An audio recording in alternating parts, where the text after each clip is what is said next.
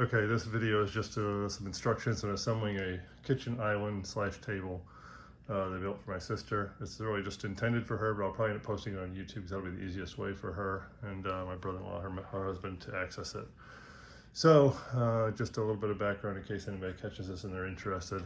This is a good demonstration of the use of a domino, Festool domino, which you see sitting in front of it right there, and then also the connectors. This is my first time using the knockdown connector system, which I'm quite impressed with, and this will work well for them because this goes into a place they have where they have to get it through some doors and want to be able to take it apart in the future. So that's why I built it with the knockdown fittings, plus it has to travel long distance between here and where they're going to be using it. So the first thing is I'm going to look at the way this is built. There's 8 joints. So these boards are just stacked here. The bottom is the stretcher piece with the V's on it. The top one here is going to be going to the top section, the apron with the cross braces to support the top, the granite top. So a couple things that are unique. One, the top has a groove in it, as you can see here, as well as in the top of the legs.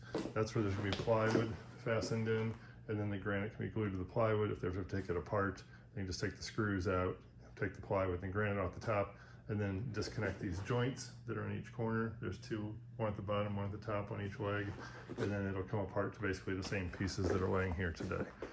So first thing they'll need to understand is kind of the connectors that go into this and how this works. So each of these, every joint, see if I can get this position, every joint has 2 domino slots.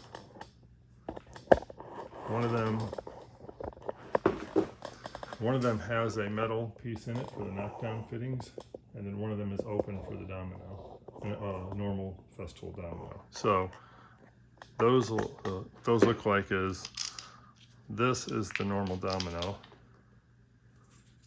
and I have marked as A for the aprons, which is the upper joints, and I have the shorter ones are different lengths for the 2 different joints the way I had to design it. So the shorter ones have the S on them for the stretcher. So for assembly, put the S dominoes in the bottom and the A dominoes in the top for the stretcher at the bottom, the apron at the top. And then the metal piece that's there is going to have this knockdown fitting in it. And so what's already in there, if you look at the metal piece that's already in that first hole, that's basically this piece right here. And when this bolt gets driven into it tighter, I haven't tightened into here, but you can see that the bolt goes in and spreads those 2 feet or the bottoms of it apart, and there's ridges in there. So when this gets driven in, this expands outward and locks itself tightly into that joint. And then when it goes in, the other side has the access holes, which you can see, for example, right down there, the bottom of there, it's in the apron. On the bottom for the stretcher, the access holes are actually in the leg right there. And there are little covers for those as well. But anyway, once those are in, then this piece will be where the set screw goes in. So this goes over here and the set screw goes in. So this is what's in that access hole, this piece with the set screw. The way it's designed is this will be just a little bit towards the outside of that divot. If you can see, there's like a shallow divot in there. So when this goes, it's designed to be a little on the outside. So when you tighten the set screw tries to slide into that bowl shape and pull this forward this direction, which then pulls the joint tightly together. So the first thing to do, since I had to take everything apart to get it packed up, is to put the bolts back into those holes. So, and the dominoes. I'm going to do that first, and then I'm going to get the stretcher and the apron set up higher, so there's a good way, it's a bit easier to put it together that way when it's not just laying on the floor. So I'm going to grab all the parts and start putting these in. Start over here for one example, and then I'll probably stop it for a bit. So I mentioned the S ones or the stretchers. So, and you can obviously tell which one has the domino because it's open, and then the one with the metal in it is the one that has the connector system. And my preference is to put these both into the post and not into the apron of the stretcher. It's just easier to manage that way. So the apron one goes in here like that, and then this, sorry, got the one that has the piece on it. this just goes in here.